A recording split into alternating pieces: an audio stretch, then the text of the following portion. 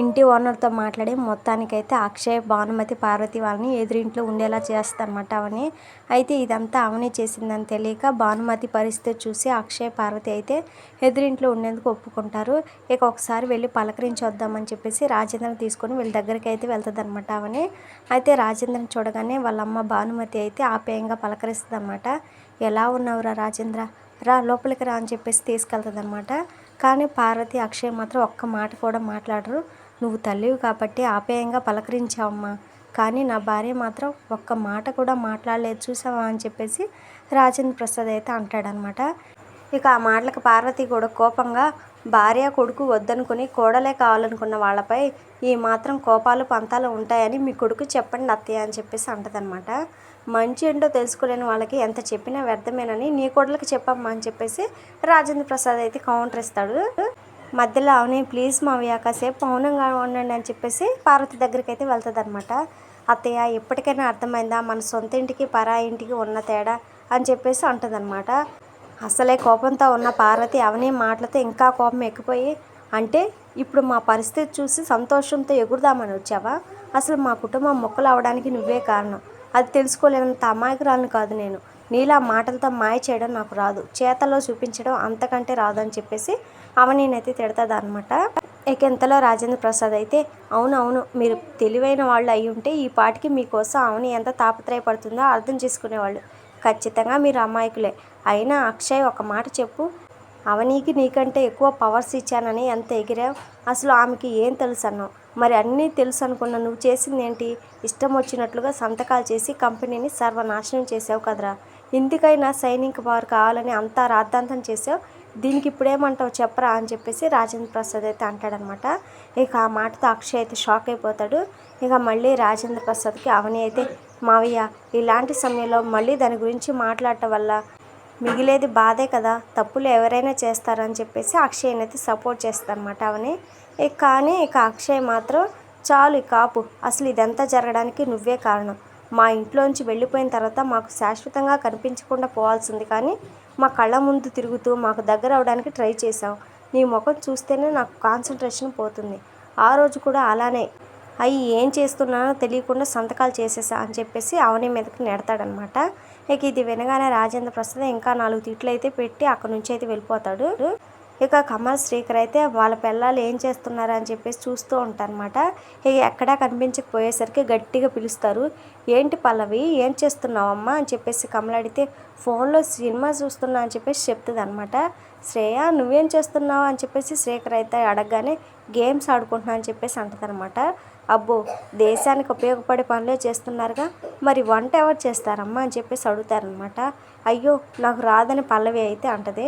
నాకు పూర్తిగా రాదని చెప్పేసి శ్రేయ అయితే అంటదనమాట. అయినా పని మనిషి రాలేదా అని చెప్పేసి పల్లవి అడిగితే ఉన్న నలుగురి కోసం ఎందుకు అని మేమే వద్దని చెప్పేసామని చెప్పేసి కమల్ అయితే అంటాడనమాట. అదేంటి మరి ఇవన్నీ ఎవరు చేస్తారు అని చెప్పేసి పల్లవి అడగగానే ఉన్నారుగా మీ ఇద్దరు, మీరే చేయాలని చెప్పేసి కమల్ అయితే అంటాడు. నీ కంటికి నేను పని మనిషిలో కనిపిస్తున్నానా అని చెప్పేసి పల్లవి అయితే అంటదనమాట. సరే చేయవు కదా, మరి మీరు ఇద్దరు ఇంట్లో ఎందుకు, బయటికి పోండి, నేను మా అన్నయ్య మాత్రమే ఉంటాం అని చెప్పేసి కమల్ అయితే అంటాడనమాట. వామ్మో వీడు అన్నంత పని చేస్తాడని చెప్పేసి పల్లవి అయితే భయపడుతుంది. అంతవరకు ఎందుకులే నేను ట్రై చేస్తానని చెప్పేసి అంటదనమాట.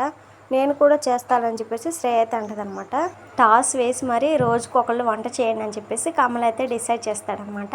అలా ఈరోజు శ్రేయ వదిన నువ్వు వంట చేయని చెప్పేసి చెప్తాడు. అమ్మయ్య నాకు ఈ బాధ తప్పిందని చెప్పేసి పల్లవి అయితే హ్యాపీగా ఫీల్ అవుతుంది. సర్లే కానీ పల్లవి అంతా ఫీల్ అవ్వకు, వదిన వంట చేస్తుంది కాబట్టి నువ్వు ఇల్లంతా క్లీన్ చేసేసి గార్డెన్లో మొక్కలకి నీళ్లు పోసి ఇలా ఇంటి పని మొత్తం చూసుకో అని చెప్పేసి కమల్ అయితే అంటాడనమాట. సర్లే కానీ వంట ఏం చేస్తావని చెప్పేసి శ్రీకర్ అడిగితే పప్పు అప్పడాలు అని చెప్పేసి శ్రేయ అయితే అంటది. అవునా, అంత కష్టం ఎందుకులే కానీ 2 వెజ్ కర్రీలు, సాంబారు, అప్పడాలు, చికెన్ ఫ్రై చేసే అని చెప్పేసి శ్రీకర్ అయితే ఆర్డర్ వేస్తాడనమాట. అలాగే అదే చేత్తో కొంచెం చామదుంపల పులుసు, ఒక ఫ్రై కూడా చేసే వదిన చాలే అని చెప్పేసి కమల్ అయితే అంటాడు. మీరు ఆ పని మీద ఉండండి, అన్నయ్య అమ్మ వాళ్ళు ఎక్కడున్నారో మేము వెతికి వస్తాం, వచ్చేసరికి అన్నీ రెడీగా ఉండాలని చెప్పేసి కమల శ్రీకర్ అయితే వెళ్ళిపోతారనమాట. అసలు వీళ్ళు మనల్ని పని మనుషులు అనుకుంటున్నారా అని చెప్పేసి శ్రేయ అయితే కోప్పడుతూ ఉంటుందన్నమాట. నువ్వేమన్నా అనుకో, అసలే నా మొగుడు తెంగరోడే కాదు మొండోడు కూడా. చెప్పిన పని చేయకపోతే బెల్ట్తో కొడతాడో లేక బకెట్తో కొడతాడో, నాకు చాలా పనులు ఉన్నాయి బాబు, నన్ను మాట్లాడించుకో నేను వెళ్ళి పనులు చేసుకుంటా అని చెప్పేసి పల్లవి అయితే వెళ్ళిపోతుంది అనమాట. ఇక మరోపక్క మన అవని ఏమో వంటగదిలో బిజీగా దోశలు అయితే వేస్తూ ఉంటుంది అనమాట. ఇక హడావుడి చూసి అవని ఏం చేస్తుందమ్మా అని చెప్పేసి స్వరాజ్యాన్ని అయితే రాజేంద్ర ప్రసాద్ అయితే అడుగుతాడనమాట. ఏమో అన్నయ్య గారు, నేను ఎంత అడిగినా ఏదో సైకిల్ చేస్తుంది కానీ చెప్పడం లేదని చెప్పేసి స్వరాజ్యం అయితే చెప్తుంది. ఏంటమ్మా అవని ఏమైంది అని చెప్పేసి రాజేంద్ర ప్రసాద్ అయితే అడుగుతాడు. ఏం లేదు మావయ్య, టిఫిన్ రెడీ చేస్తున్నా అని చెప్పేసి అంటదనమాట. నేను ఇందాకే చేసేసా కదమ్మా అని చెప్పేసి స్వరాజ్యం అయితే అంటదనమాట. అది మన కోసం పిన్ని, ఇది ఎదురింట్లో ఉన్న వాళ్ళకి, వాళ్ళు ఏమైనా చేసుకున్నారో లేదో అందుకే తీసుకెళ్ళి ఇద్దామని చెప్పేసి అవని అయితే అంటదనమాట. అయినా వాళ్ళు ఎన్ని అవమానాలు చేసినా నువ్వు ఇంకా ఎలా ఉండగలుగుతున్నావమ్మా అని చెప్పేసి రాజేంద్ర ప్రసాద్ అయితే అడుగుతాడు. బంధాలు విలువలు అని చెప్పేసి ఇక అవని అయితే కొంతసేపు అయితే స్టోరీ అయితే చెప్తుంది అనమాట. కమల్ శ్రీకర్ అయితే అక్షయ్ వాళ్ళు ఎక్కడికి వెళ్ళారా అని చెప్పేసి వెతుకుతారనమాట. ఏంట్రా అన్నయ్య, అమ్మ నానమ్మ అందరి ఫోన్లు నాట్ రీచబుల్ వస్తున్నాయని చెప్పేసి శ్రీకర్ అయితే అంటాడు. అన్నయ్య వాళ్ళు వాళ్ళ ఫ్రెండ్ ఇంట్లో నుంచి కూడా వెళ్ళిపోయి ఉంటారు అన్నయ్య, అందుకే ఇలా అయిందేమో అని చెప్పేసి కమల్ అయితే అంటాడనమాట. మరి ఇప్పుడు వాళ్ళు ఎక్కడికి వెళ్ళారంటావు అని చెప్పేసి శ్రీకర్ అయితే అడుగుతాడు. మన వదిన చాలా తెలివైంది అన్నయ్య, ఖచ్చితంగా వాళ్ళు ఎక్కడున్నారో ఆరా తీసే ఉంటుంది, వదిన్ని కలిసి అడుగుదా ఏదైనా సలహా ఇస్తుందని చెప్పేసి కమల్ అయితే అంటాడనమాట. ఇక ఇద్దరు కలిసి అవని దగ్గరికి వెళ్దాం పద అని చెప్పేసి అంటారు.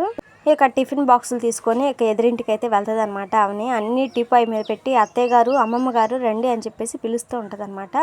ఇక అప్పుడే స్నానం చేసి అక్షయ్ అయితే వచ్చి అవని వైపు కోపంగా చూస్తూ ఉంటాడనమాట. దయచేసి ఎందుకు వచ్చావని అడగండి, మీరు ఎప్పుడు తిన్నారో ఏంటో అని చెప్పేసి టిఫిన్ పట్టుకొని వచ్చా, ఇది తినండి తర్వాత మాట్లాడుకుందాం అని చెప్పేసి అవని అయితే అంటదనమాట. ఇంతలో పార్వతి భానుమతి కూడా వస్తారు. నిన్నెవరు ఇవన్నీ తీసుకురమ్మన్నారని చెప్పేసి పార్వతి అయితే కోప్పడుతుంది అనమాట. మీరు కొత్తగా వచ్చారు కదా, సరుకులు అవి తెచ్చారో లేదోనని నేనే చేసుకొని తీసుకొచ్చా, రండి తినండి అత్తయ్య అని చెప్పేసి అంటదనమాట. అవని చాలు ఆపు, నీ చేతి ఏది చేసినా అది విషమే, మేము తినం అని చెప్పేసి పార్వతి అయితే అంటదనమాట. పోనీ ఇది విషమే అయితే ముందు నేను తింటా, తర్వాత మీరు తినండి అత్తయ్య అని చెప్పేసి అవని అయితే అంటదనమాట. తెలివిగా మాట్లాడుతున్నా అనుకుంటున్నావా, నీకు ఎన్నిసార్లు చెప్పినా అర్థం కదా, ముందు ఇవన్నీ ఎక్కడి నుంచి తీసుకెళ్ళు అని చెప్పేసి అక్షయ్ అయితే అంటాడనమాట. దయచేసి అర్థం చేసుకోండి, మీరు అత్తయ్య గారి మాట పక్కన పెట్టండి, అమ్మమ్మ గారు టైంకి తినాలి, తింటేనే టాబ్లెట్స్ వేసుకోవడానికి అవుతుంది, ఆవిడ గురించైనా ఆలోచించండి అని చెప్పేసి అవని అయితే అంటదనమాట. నా అత్తయ్యకి ఏం కావాలో నాకు తెలుసు, నువ్వు సలహాలు ఏమి ఇవ్వక్కర్లేదని చెప్పేసి పార్వతి అయితే అంటదనమాట. తన పరిస్థితిని అవని అర్థం చేసుకున్నందుకు భానుమతి అయితే చాలా హ్యాపీగా ఫీల్ అవుతుందన్నమాట.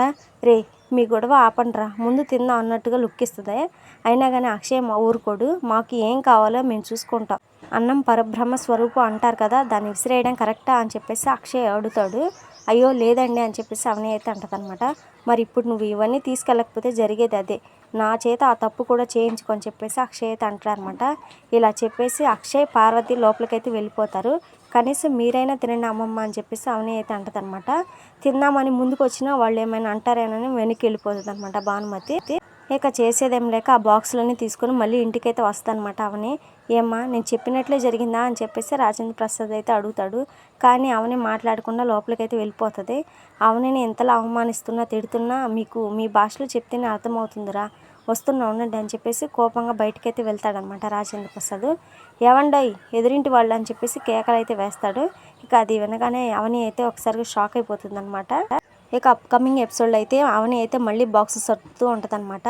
మళ్ళీ ఇదేంటమ్మా అని చెప్పేసి రాజేంద్ర ప్రసాద్ అడగగానే, వాళ్ళు నా మీద కోపంతో టిఫిన్ తినలేదు మావయ్య, అందుకే లంచ్ రెడీ చేస్తున్నా, నేను పట్టుకెళ్తే ఎలాగూ తినరు, అందుకే ఆరాధ్య చేతికిచ్చి పంపుతున్నా అని చెప్పేసి అంటదనమాట. ఇక ఆరాధ్య లంచ్ బాక్సులు పట్టుకొని ఎదురింటికి అయితే వెళ్తుంది. ఇంకా ఆరాధ్య ప్రేమతో తన కోసం తెచ్చిందని అందరూ సంతోషపడతారు. అంతేకాకుండా ఆరాధ్య తన చేత్తో గోరు ముద్దలు అయితే అందరికీ తినిపిస్తుంది అనమాట. ఇక రాత్రికి అయితే అవని ఇంటికి అక్షయ్ అయితే వస్తాడనమాట. ఈరోజు మధ్యాహ్నం మాకు భోజనం పంపించావు కదా, తృప్తిగా తిన్నాం, ఆ భోజనం ఖర్చులు ఇద్దామని వచ్చాం, ముగ్గురుని తిన్నాం కనుక ఒక్కొక్కరికి 100 రూపాయలు చొప్పున 300 ఇస్తున్నా తీసుకో అని చెప్పేసి డబ్బులు అయితే ఇవ్వబోతాడనమాట.